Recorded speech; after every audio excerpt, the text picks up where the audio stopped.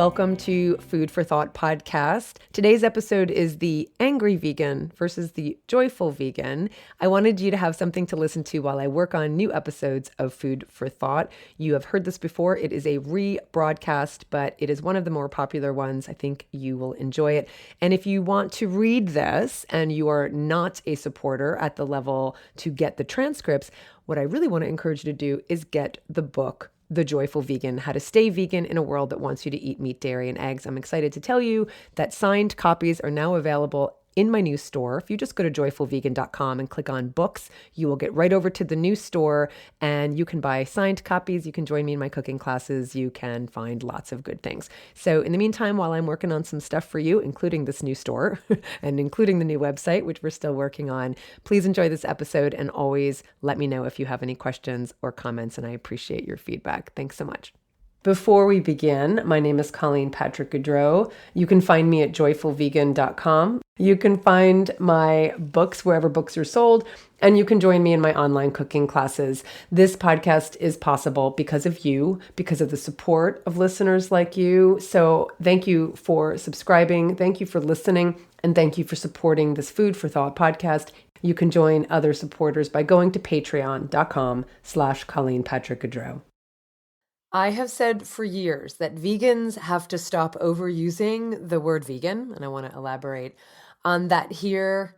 We say vegan, everything, vegan ice cream, vegan cake, vegan lunch, vegan restaurant. I'm vegan. I've often joked that to demystify what vegan is for non-vegans, we don't say vegan banana, right? We don't have to say vegan in front of everything. It's not a separate food group. Vegans are guilty of this. Non-vegans are guilty of thinking only vegans eat vegan food when in reality, it's also vegans who perpetuate the idea that vegan food is its own food group. If you pay attention, just the slightest bit, you will notice, perhaps yourself, but you will definitely notice vegans saying vegan before everything they say, especially when they're talking about food. I believe that we are never going to normalize veganism if we keep making it sound like it's an exclusive group or club. Now, it might take getting used to saying things for non-vegans and vegans to hear, like, I had a delicious French toast for breakfast, as well as a yummy blueberry muffin. Now, invariably, a non-vegan, or perhaps a vegan, might be perplexed and say, you mean vegan French toast, right? Because you're vegan. And you might clarify by saying, well, yeah, of course it's vegan. I'm vegan.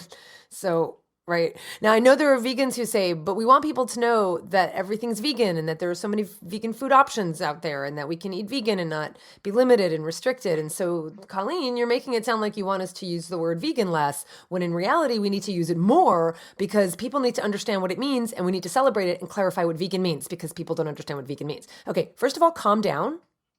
I am not saying don't celebrate being vegan. I'm saying if our goal is to normalize a compassionate way of eating and living, then we need to consider our language.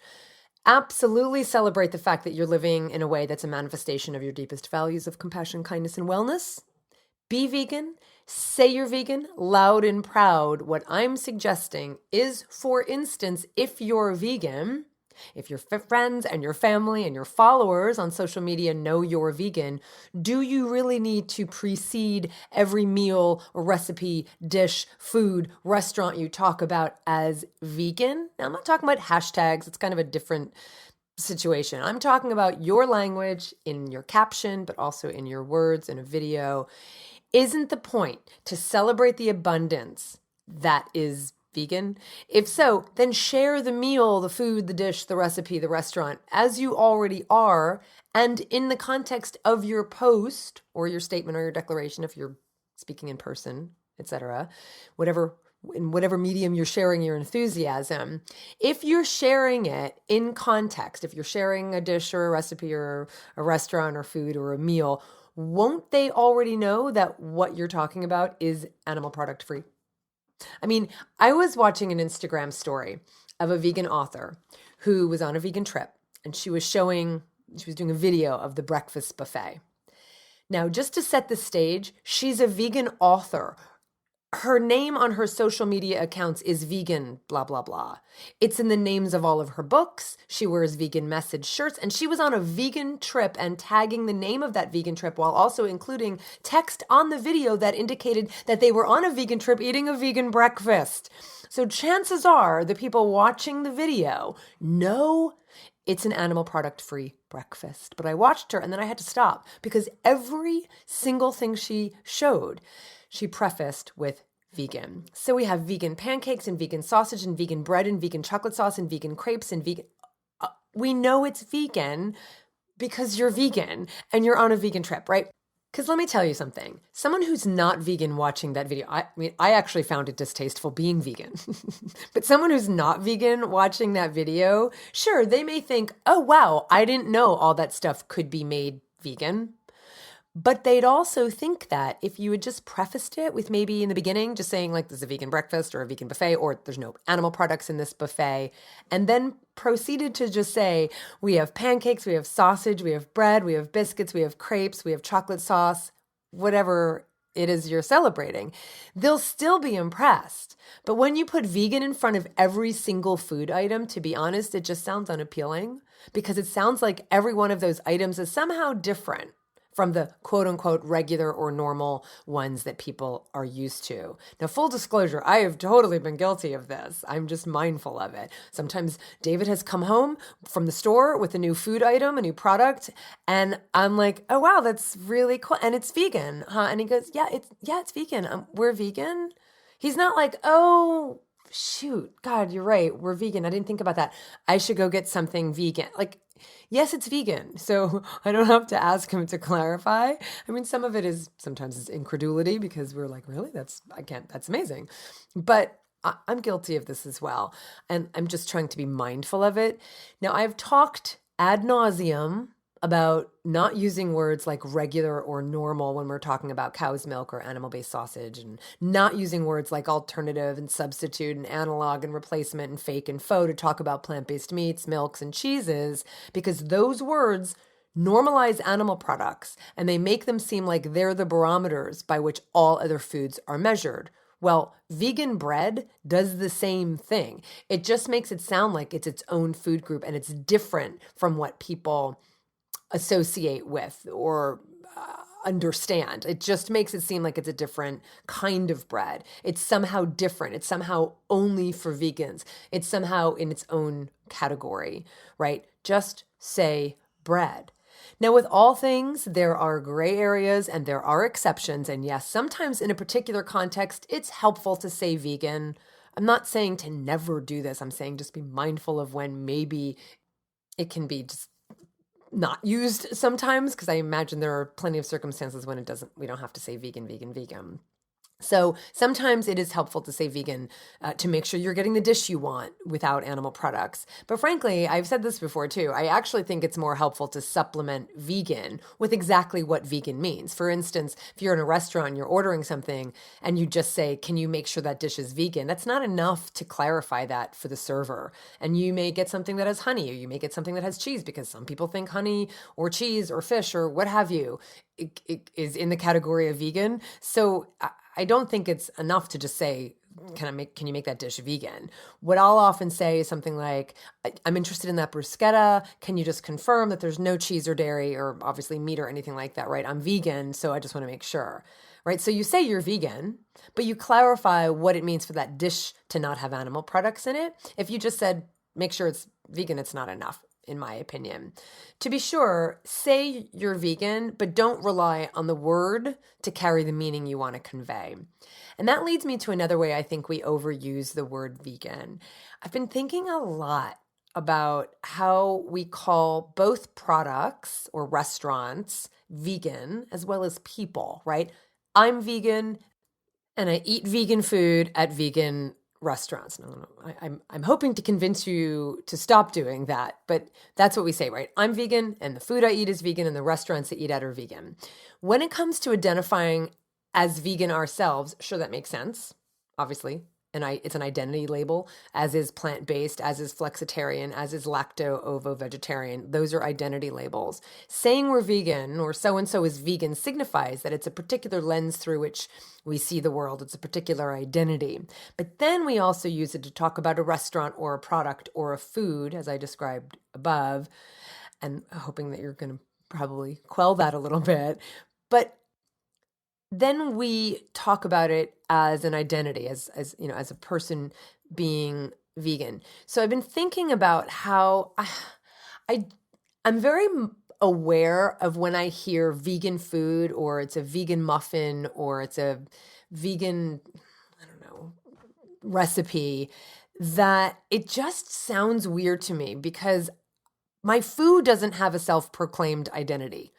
It's just free of animal products, right? I mean, it's for the same reason that I don't tend to talk about animals as being vegan. Like some advocates talk about the fact that cows are vegan or ox are vegan. They're so strong. Of course they're strong. They're vegan. Well, no, they're not vegan. They're not taking on an identity. Physiologically, they're herbivores, just as physiologically animals who are obligated to eat other animals are carnivores. To draw the analogy further, we wouldn't call them carnists. They're carnivores, right? So I've just been thinking, I think it's another way that we overuse vegan, and I think it loses its power, and I think it loses its meaning, and I think it confuses the public, and I also think it's not accurate, and I also think it's not effective. So that's how I usually use the word vegan. I tend to talk about people as being vegan, but food being, well, animal product free or plant-based or meat-free or dairy-free or egg-free, or one word I use a lot to talk about it is edible. Plants are edible, animals are not, animal products are not, right? So I tend to reserve vegan for the identity of living in such a way that aspires to not contribute to violence against animals. I feel like it carries a lot of weight to talk about food being vegan. I think A, it overuses the word vegan. It makes it flabby and meaningless. I think B, it makes it seem like the food we call vegan can and should be eaten only by vegans. And I think that's problematic to characterize it that way. C, relatedly, I think that it sounds like it's a special food group, right, related to that, or that it's that food that's not in that group is normal or regular, and this is a special food group. And D, I think it just muddies the waters when we use the same word for an identity and for a recipe. And for an animal, to be honest. Now, that's not my primary objection to overusing it. I get that words have more than one meaning, and that's fine. I get it. Food products even get certified vegan and carry the Vegan Society's V symbol, certifying that the product is free of animal products. And I think also that it wasn't tested on animals. I think that also means that. I totally get why those kinds of certifications are helpful. To be able to turn a package over and see that the V symbol is there, it's really helpful. And it means you don't have to read the ingredients, even though I probably still read the ingredients because we probably go, really? It's vegan? And then we look at what the ingredients are, even if it says V for vegan on it. So I get that. I'm not opposed to that. And I'm not opposed to, I get that when we talk about a restaurant that's 100% vegan, it's helpful to say that. It clarifies things when we say, hey, I'm going to go to this vegan restaurant, or did you know a new vegan restaurant just opened, or there are more vegan restaurants, or, look at all the vegan restaurants in this city. I get that. We know what that means. We know that it means that no dishes there are made with animal products, or there's, we get that. Same thing if we said it's a vegetarian restaurant. We know that it means probably that dairy products or eggs are being sold, or possibly even fish, because we know that some people think fish are plants. When we say vegan restaurant, it clarifies things. Even if we say vegan restaurant versus plant-based restaurant, we know that the latter may focus more on whole foods. And so there's a distinction even between vegan and plant-based. So I get that it really clarifies things when we say vegan restaurant. I'm not being rigid about this. I'm not saying to never use it. I'm just saying I'm being more conscious and cautious about not overusing the word vegan. So I get that in some cases it's necessary. But in my advocacy and among my friends, and just in my own habits, I'm being mindful of not overusing the word. I prefer to reserve vegan to talk about people, and other words to talk about food or products or restaurants when possible. Although sometimes it's not always possible to do so. So that's my intention, is to normalize the eating of plants and to denormalize the eating of animal flesh and fluids. And I'm always thinking of the best ways we can do that. And that's why I'm sharing this with you. There's another aspect of the word vegan that I think can be problematic, and that is how we define vegan to ourselves and to others. Now, you heard me say that vegan is an identity, I said just a little while ago. I said it's a lens through which we view the world. And no doubt you've heard me say a million times, and I'm never going to stop saying it, that vegan is not an end in itself. It's a means to an end. My goal is not to be as vegan as possible. My goal is to be as compassionate as possible. And veganism is a pretty effective and logical way to manifest that goal, to make that goal happen, right? In other words, my goal is compassion, and being vegan is a means through which I can achieve that goal to cause as little harm as possible. My goal is not to be vegan. Veganism, to me, is not an ideology. It's a manifestation of my values and my goals. It's even a manifestation of an ideology I do hold, but that ideology isn't veganism. Let me explain. As an animal advocate, my goal is to help animals and to avoid contributing to violence against them. My desire is to live in such a way that doesn't cause harm as much as I'm able to do that. Being vegan helps me accomplish these goals. The goals are the end. Veganism is the means to that end. When it comes to an ideology I hold, it's not veganism per se. My ideology isn't veganism for its own sake. Rather, an ideology I hold is that animals are not here for humans to use and abuse. That's an ideology I adhere to, that animals don't exist for human purposes, that they exist for their own purposes, that if they have life, they want to keep it. If they have offspring, they want to nurture them. If they have wings and legs, they want to use them. That ideology dictates my thinking and drives my behavior, and it's what I believe should drive government policies. That's an ideology that leads to my being vegan, and it's an ideology that can be taught and learned, because if enough people hold that ideology and not only change their behavior, government policies, and economic systems, then it will ultimately result in animals not being exploited and abused by humans. And that's the goal. My personal purity is not. Does that make sense? Veganism is a manifestation of my values of compassion and kindness and my ideology of animal autonomy, but it's not a value in and of itself. I don't live according to veganism. I live according to my ethics and my desire to affect change. If advocates keep talking about being vegan as the goal rather than the means to the goal, we're going to continue to see a limited number of people become vegan.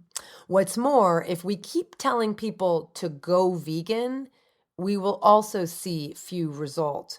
And unfortunately, the majority of vegan advocates use go vegan as their mantra.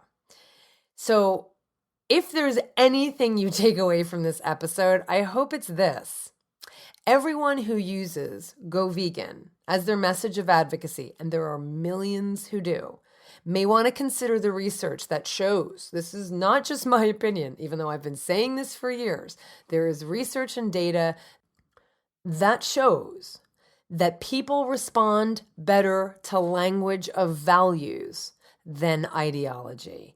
This is not my opinion. This is not about veganism. This is about any kind of values-based movement. And to most people, veganism is not a value. Let me say that again. The research shows that people respond better to the language of values rather than language of ideology. And to most people, veganism is not a value. To us, and to me, as I keep emphasizing, it's a manifestation of values: kindness, simplicity, responsibility, self-care. Those are values in people's minds. But veganism is not a value in people's minds. In fact, most people perceive veganism as an ideology. And I would argue that some of the reason for that is the way vegans talk about veganism. Now, some of it's going to be because of misconceptions that non-vegans hold. Some of is going to be because of their own resistance and their own bias, but we have to take responsibility. We can only take responsibility for our own advocacy and our own language. We can't take responsibility for how people are going to interpret it, but we can take responsibility for what words and language we do use and what methods we do use. So in other words, when advocates exclaim, "Go vegan," on messages, on shirts, on hashtags, on captions, on literature, on handouts, on social media, in every way, and this is done constantly on billboards, in films, in books, right? When we say "go vegan," we're not really speaking to a value or an identity that has the potential to resonate with people. What's more is treating veganism as an identity that people should adopt usually backfires, because many people associate veganism as being antithetical to their existing identities as men, as mothers, as Italians, as Americans, as conservative, as Southern, whatever, all the identities that different people hold. Veganism appears to be antithetical to many of them, and I discuss this in The Joyful Vegan in great detail. So if we're thinking strategically as advocates, then the message we want to communicate cannot simply be "go vegan," because to most people, vegan is an ideology, and adhering to an ideology is not a values-based goal. It's not a moral goal for people. Being a good person is a moral goal. Being kind is a moral goal. Not hurting anyone is a moral goal. So break down veganism into the language of values and morals instead. Frame your message in terms of moral goals, such as compassion, justice, kindness, protection, simplicity, nonviolence, wellness, non-harm, and integrity, and you'll be much more effective. Don't just say "go vegan." It's one of the reasons why one of the bumper stickers that I had when I first became vegan, and I still love that message, it's such a simple one, and I don't see it used a lot, is "Be kind to animals, don't eat them." Because people would look at that first part of the bumper sticker.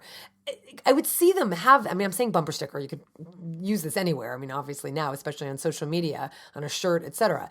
But people would see "Be kind to animals," and immediately their minds would say, "Well, I'm kind to animals." And then they'd see "Don't eat them," and they'd go, "Oh, ooh, that's kind of contradicting how I think about myself and what I do and who I think I am." So that's an example of that. But if it just said "Be kind to animals, go vegan," it just doesn't resonate with people. It's too vague, and it's too flabby, as I said. So do you understand what I'm saying here? I am not saying to never use the word vegan. I'm saying to define veganism as a means to an end rather than an end in itself. I'm saying that telling people to go vegan doesn't work because vegan doesn't mean anything to them. There's no values associated with that for them. And if it does mean anything to them, it usually means ideology rather than values. So in terms of advocacy, speak in terms of values, not ideology. I'm not saying to stop identifying as vegan. I'm saying unpack the word vegan for people so it's associated with things they can identify with and that they're proud of and that they actually count as part of their identity. I'm proud to identify as vegan. It's who I am. It's how I live. I call myself the Joyful Vegan. This is not to say to not use the word, of course. And this topic of vegan as identity, of how we need to embrace our identity, of how this identity appears to threaten our other identities, which is often why family and friends get so defensive about our being vegan. All of this needs to be addressed, and I don't think it's being talked about enough. I take great care to do so in many chapters in my new book, in The Joyful Vegan, in the chapter on coming out, in the chapter on fundamentalism and evangelism, in the chapter on communication, because how we talk about veganism determines how people will perceive it and whether they'll embrace it as their own identity or not. People are not going to embrace veganism if they don't understand what it means, if they think it's about purity and perfection, if they think it's about fundamentalism and dogma, and if they think that they can't even use the word vegan unless it reflects a very rigid definition that is being narrowed every day by vegan fundamentalists. Yes, I said vegan fundamentalists are narrowing the definition of the word vegan, to my opinion, to the detriment of the shared goal we all have of helping animals. Now, I know some vegans will bristle at being called fundamentalist due to the negative connotations of that word and its association with conservative religious views. But just a cursory understanding of religious fundamentalism makes the parallels all too apparent. And my thoughts here are all in The Joyful Vegan. I have this all written out in The Joyful Vegan. Some of this is directly excerpted from it. Fundamentalism, in the religious sense, refers to a coalition of American Protestants who oppose theological liberalism, modernism, and rationalism, and who insist on the infallibility and inerrancy of the Bible. That is what fundamentalism in the religious sense tends to refer to. More broadly, in both religious and secular contexts, a fundamentalist is a person who, quote, adheres strictly or dogmatically to the fundamental tenets or principles of any subject, discipline, or movement. Fundamentalism in the general sense is characterized by rigid adherence to certain doctrines, scriptures, ideologies, or principles, intolerance for diversity of opinion, and belief in the importance of maintaining in-group and out-group distinctions with an emphasis on purity and the return to a former ideal. Does this sound familiar? Looking at the main features of fundamentalism, it is not hard to recognize its presence in the vegan community. Now, I'm using Christian fundamentalism here for illustrative purposes, but fundamentalism is prevalent in other religions as well. But let's just look at this. Let's just break down what fundamentalism is and how it might appear in vegan rhetoric, in the vegan community, in vegan ideology and philosophy. So fundamentalists believe in the authority of a written word. For Christian fundamentalists, it's the Bible in its current form. For vegan fundamentalists, it's one particular iteration of the definition of veganism. Fundamentalists believe in the inerrancy of that written word. For Christian fundamentalists, that means they believe that every word in the Bible is divinely inspired and cannot be changed or disputed. For vegan fundamentalists, it means that the singular definition of veganism attributed to Vegan Society founder Donald Watson is definitive, authoritative, and incontestable, despite the fact that it was devised and continually revised by various founders and members of the UK Vegan Society from its very beginning and throughout the mid-20th century. Fundamentalists rigidly adhere to rules, ideologies, and dogma without question. For religious fundamentalists, these rules are manifested as doctrines, sacraments, commandments, observances, and laws. For vegan fundamentalists, these rules are manifested in intolerance for exceptions, mistakes, intolerance for incremental steps, imperfection, or differences in philosophy. People who say they're 99.9% vegan are denounced by fundamentalists for not being 100% vegan, and laws that improve the welfare of farmed animals are condemned because fundamentalists would argue they still condone a system of oppression. Moreover, the very act of questioning, just questioning certain aspects of veganism, or acknowledging that there are gray areas, or acknowledging, can we even talk about the possibility that welfare laws might actually be favorable to farmed animals? Just the very act of questioning these things is interpreted as being a disloyal or inauthentic vegan. Fundamentalists are intolerant of nuance and diversity of opinion and exile those who don't agree with their perspective. That's a general characteristic of fundamentalists. In both religious and secular fundamentalism, those who don't conform are considered heretics or traitors and are silenced, ostracized, or otherwise punished. In vegan fundamentalism, dialogue is shut down by dismissing perceived dissenters as not being quote-unquote real vegans, banning them from online forums, and even shouting down and silencing speakers at public events. Fundamentalists believe in the importance of maintaining in-group and out-group distinctions. Religious fundamentalists dismiss out-groups as infidels. Vegan fundamentalists take moral audits not only of non-vegans as an obvious out-group, but also of those who self-identify as plant-based.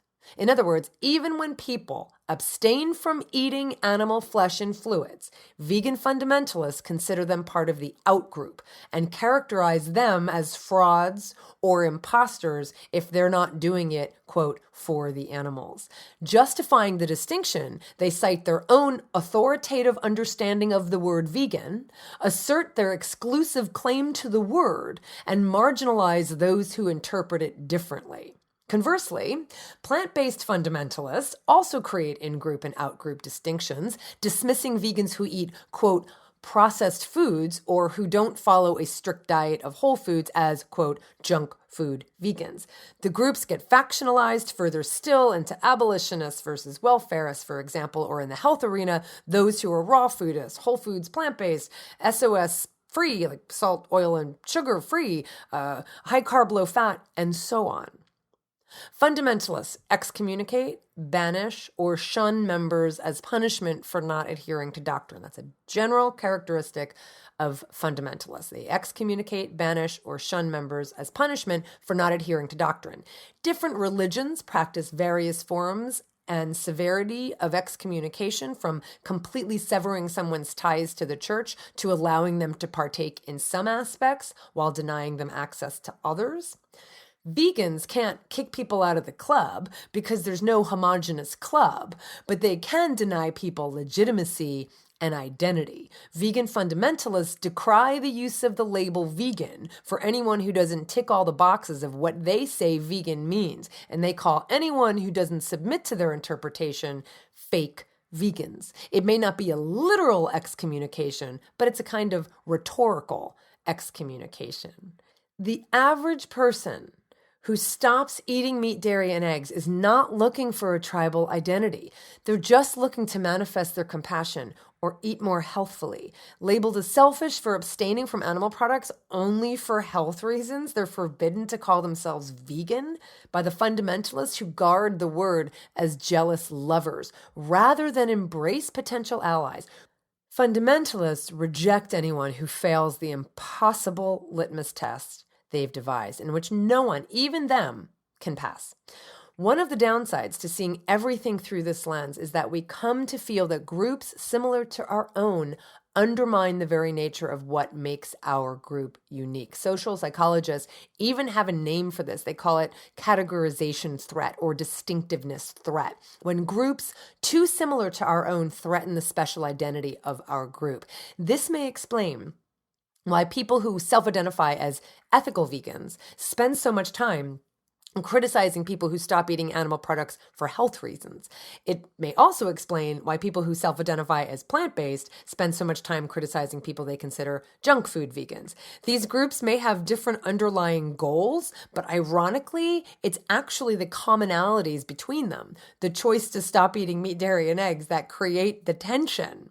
This connects to what Sigmund Freud called the narcissism of minor differences. It's the phenomenon that it is precisely communities with adjoining territories, and this is a quote, and who are related to each other in other ways, who are engaged in constant feuds and in ridiculing each other. Germans and South Germans, the English and the Scotch, and so on.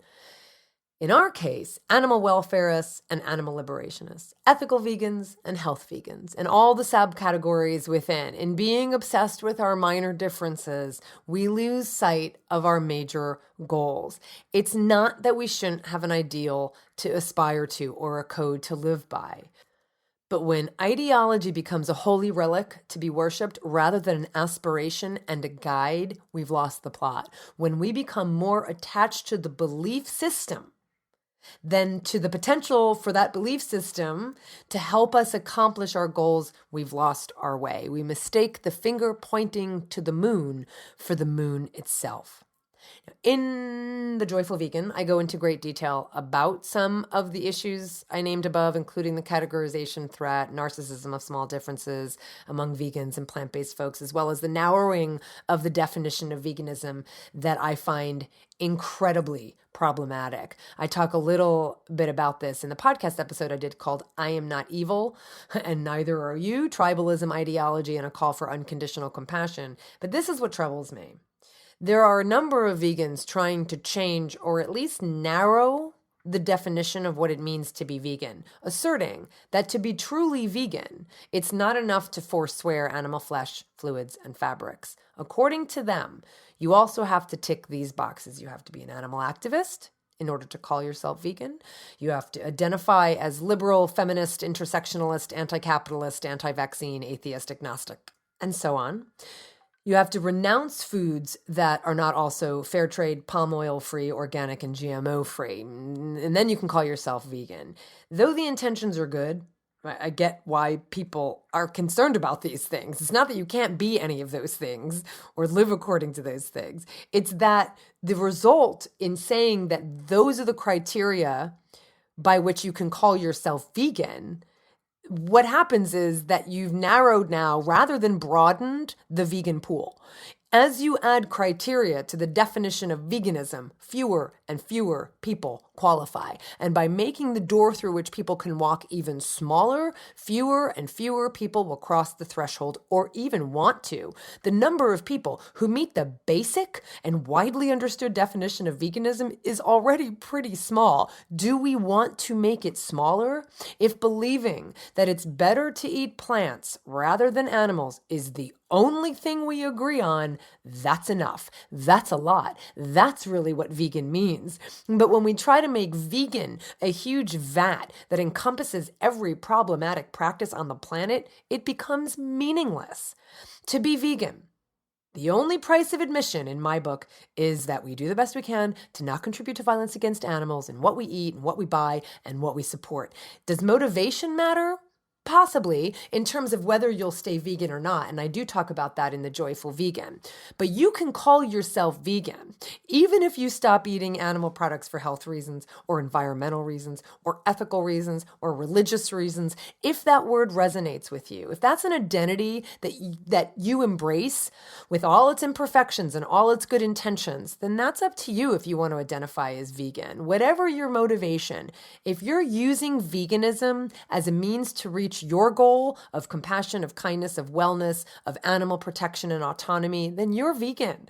Regardless of your political views, what types of plant foods you eat, whether you eat minimally processed foods or highly processed foods, whether you're for vaccines or against them, whether you're Republican or Democrat or liberal or progressive or conservative, you can call yourself vegan. Whether you're pro-choice, anti-choice, anti-vaccine, pro-vaccine, feminist, anti-feminist, hell, even if you're an a-hole, if you're not eating animal flesh and fluids and you're committed to being open to other ways you can live compassionately and consciously, if you identify with the word vegan, then you're vegan. And don't let anyone tell you otherwise. I would love to hear your thoughts about this topic. I obviously have my opinion about it. You can always reach out to me on social media in the comments section at ColleenPatrick-Goudreau.com for the page, on the page of this episode. You can write to me at support@joyfulvegan.com with the intention of helping you become and stay the most effective, the most compassionate, the most joyful vegan you can possibly be. For the animals, this is Colleen Patrick-Goudreau. Thanks for listening.